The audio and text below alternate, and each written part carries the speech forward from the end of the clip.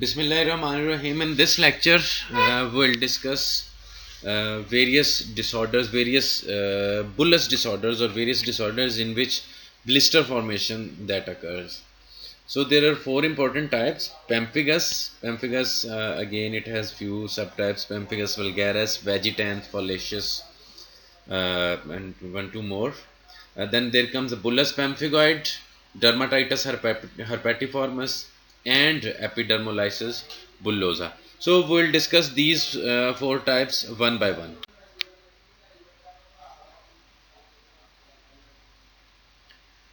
If we talk about the pemphigus, it has these variants: pemphigus vulgaris, pemphigus vagitans, pemphigus fallacious, pemphigus erythematosus, and paraneoplastic pemphigus.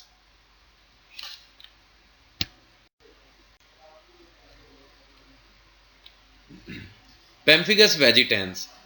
Pemphigus vagitans, this is a rare form of the disorder of this pemphigus family, and it usually presents with some large or moist lesions which usually do not resemble blisters.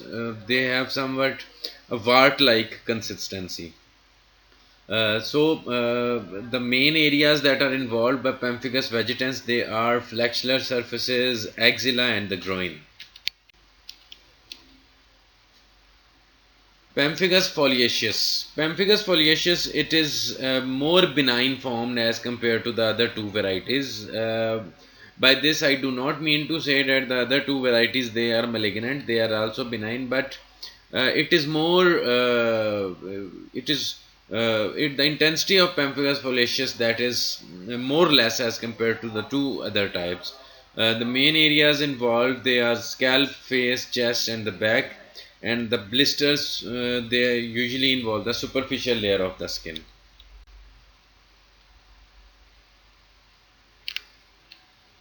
Pemphigus erythematosus. Pemphigus erythematosus is localized and a less severe form of the pemphigus disease, or the disease that comes under this family.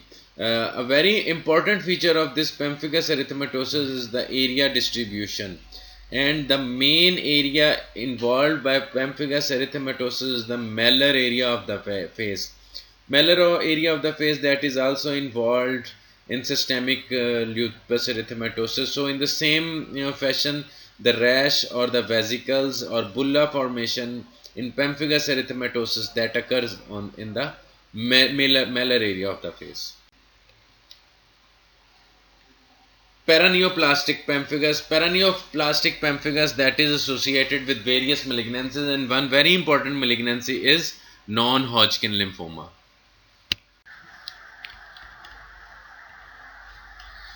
The pathogenesis of pemphigus, it is autoimmune in nature. Immunoglobulin G antibodies or IgG antibodies are formed, and these antibodies are formed against desmoglins. And when the antibodies against desmoglins are formed, it will disrupt the function of desmosomes. A very classical net-like pattern of the intracellular immunoglobulin G deposits is usually seen when we do immunofluorescent studies of the skin biopsy sample. So the main thing is IgG mediated autoimmune response against the desmoglins, which disrupt the function of desmosome. So this is the main pathogenesis involving the pemphigus autoimmune. Similarly, the same pathogenesis, the autoimmune pathogenesis, which will involve the epidermolysis bullosa and bullous pemphigoid also.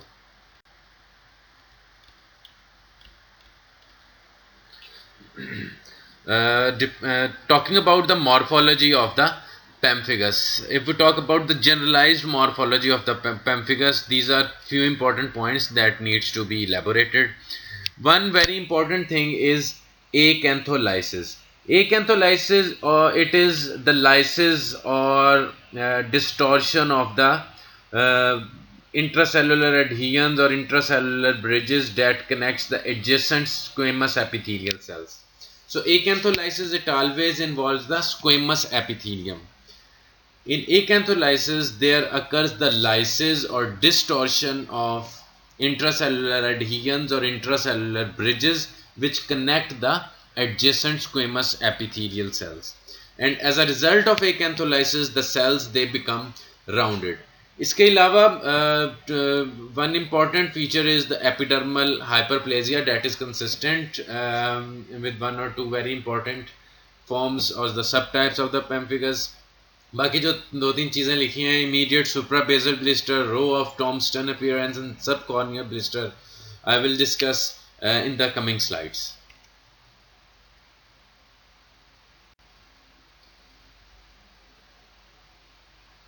अच्छा जी, ये है pemphigus फोलिएशियस की morphology. दो चीज़ें यहाँ देखनी बहुत ज़रूरी हैं। One is the formation of blister and second is the level eight which the blister is form or bulla formation occurs. Please note in this pemphigus foliaceus, the blister formation, it occurs below the corneal layer, just below the corneal layer, or you can say the blister formation or bulla formation that is subcorneal in nature. So when it is subcorneal in nature, the stratum corneum, it will form the roof, while rest of the epidermis that will form the floor of the blister. अब इसमें stratum corneum को या roof को मैं इसको red ink के साथ इस picture में elaborate किया हुआ है, while floor is formed by rest of the epidermis. This is pemphigus vulgaris. In pemphigus vulgaris, the bulla formation, it occurs at a level that is called as immediate suprabasal level, और इसमें जो blister होगा उसे हम कहेंगे immediate सुप्राबेजल blister और immediate सुप्राबेजल बुला। Immediate सुप्राबेजल से क्या मुराद है कि ब्लिस्टर फॉर्मेशन और bulla formation it will occur just above the और immediately above the basal layer of the epidermis. सिर्फ बेजल लेयर जो होगी वो इंटैक्ट रहेगी, बाकी सारी एपिडर्मिस और कॉर्नियल लेयर जो होगी that will form the roof, well floor is form by the basal layer only. इस फ्लोर में सिर्फ बेजल लेयर होगी और बाकी सारी लेयर्स जो होंगी that will be included in the roof of the blister.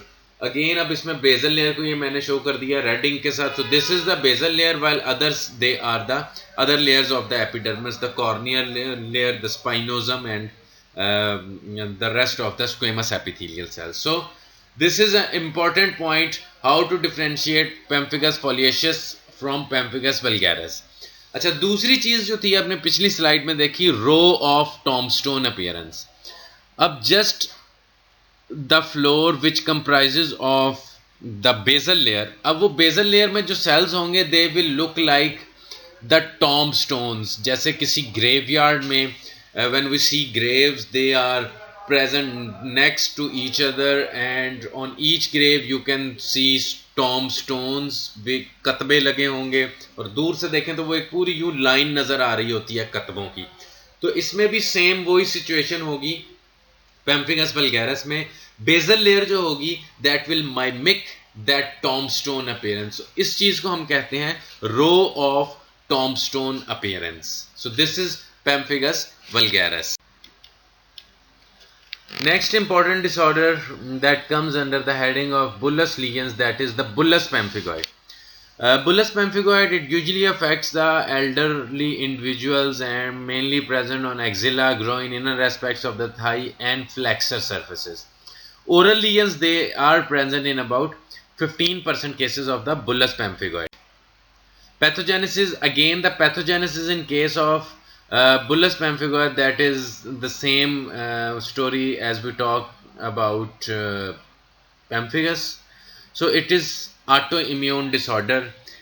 In bullous pemphigoid, however, the autoantibodies, they are formed against adhesion proteins which are called as hemidesmosomes. अब उसमें जो था pemphigus में they were desmosomes and desmoglines. अब इसमें है hemidesmosome. Hemidesmosomes, they held together the dermal and epidermal cells, while the desmosomes, they held together the squamous cells. अब इसमें डर्मिस और एपिडर्मिस के दरमियान डिस्टॉर्शन आ जाएगी क्योंकि उनके अगेंस्ट ऑटो एंटीबॉडीज बन गई हैं। अब इन एंड ऑटो एंटीबॉडीज का स्पेसिफिक नाम है उनका एंटीजन जिसके against these antibodies they are form, that is called as bullous pemphigoid antigens that are denoted as BPAG, and once the antibodies against these hemidesmosomes are formed, the dermoepidermal junction they are disrupted and the bulla formation will occur. अब इसमें कुछ थोड़ा सा ये अंदाजा हो रहा है कि बुल्ला फॉर्मेशन किस जगह होगी, कि that will occur at dermal and epidermal junction, उसमें सेपरेशन ही इस जगह पे जाके होगी। पेम्फिगस में हमने देखा था स्क्वेमस एपिथेलियल सेल्स के लेवल पे सेपरेशन हो रही है, while in case of bullous pemphigoid the separation or the bulla formation will occur at the junctional level of dermis and epidermis.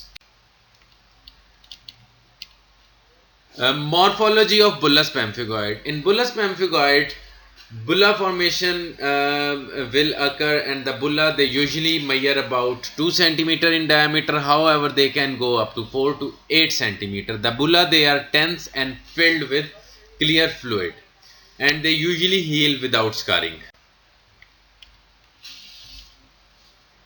अच्छा जी, एक दो इंपॉर्टेंट चीज़ें जो हैं जो पेम्फिगस से डिफरेंट हैं इसमें, कि इसमें नॉन एकेंथोलिटिक ब्लिस्टर्स होंगे।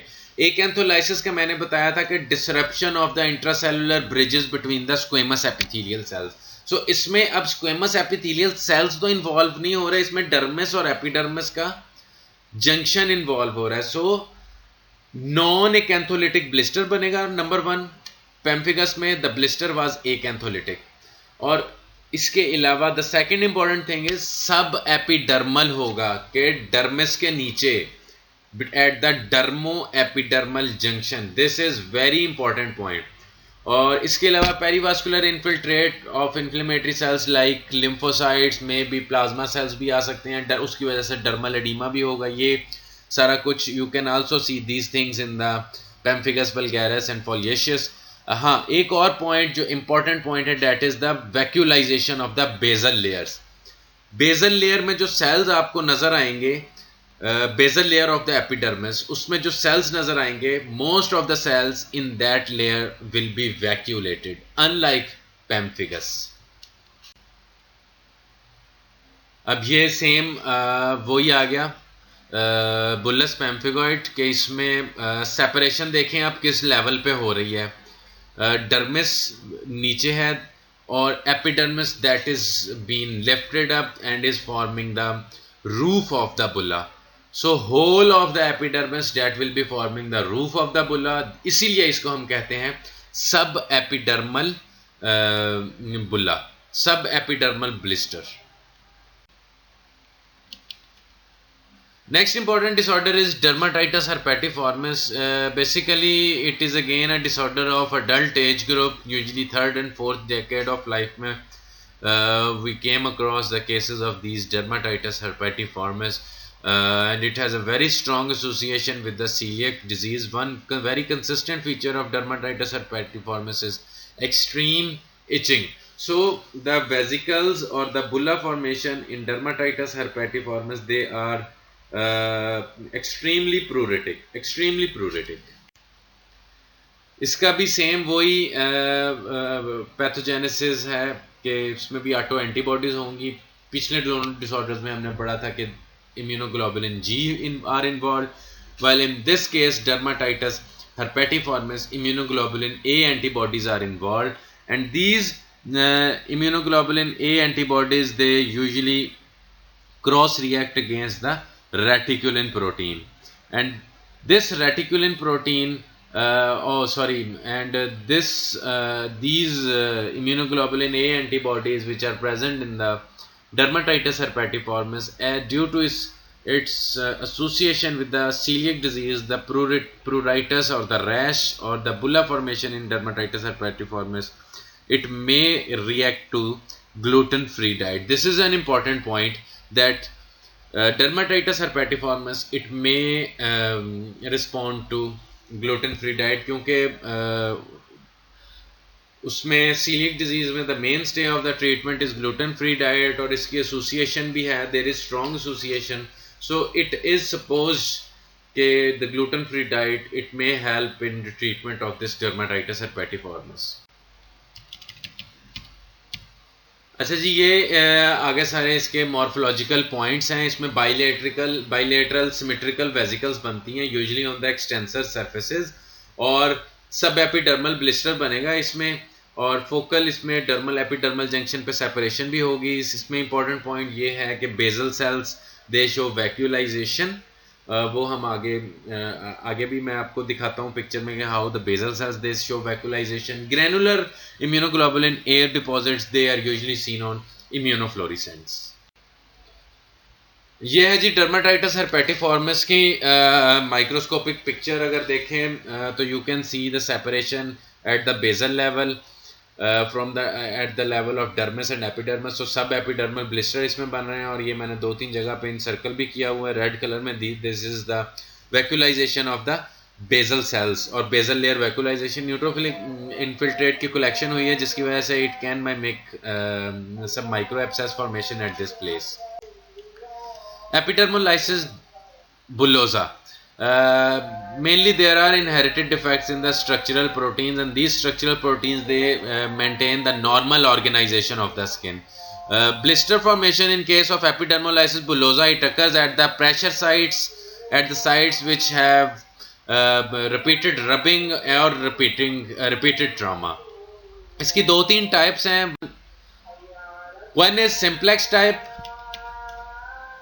Simplex type, that is autosomal dominant in nature, and it comprises of about 75 to 85% cases of the epidermolysis bullosa. इसमें जो main defect है that lies at the basal layer. ये इसकी म्यूटेशन आ जाती है जीन में, that is the keratin 14/5 mutation. Epidermolysis bullosa junctional, unlike the simplex type, it is autosomal recessive in nature, और इसमें डिफेक्ट आ जाता है लैमिनिन में.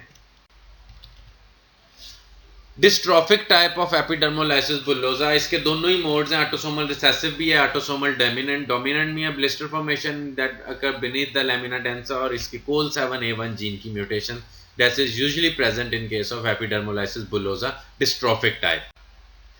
अब ये एपिडर्मोलाइसिस बुल्लोसा की आ गई माइक्रोस्कोपिक पिक्चर. सेम उसी तरह ही है कि इसमें भी यू विल सी सब एपिडर्मल ब्लिस्टर फॉर्मेशन.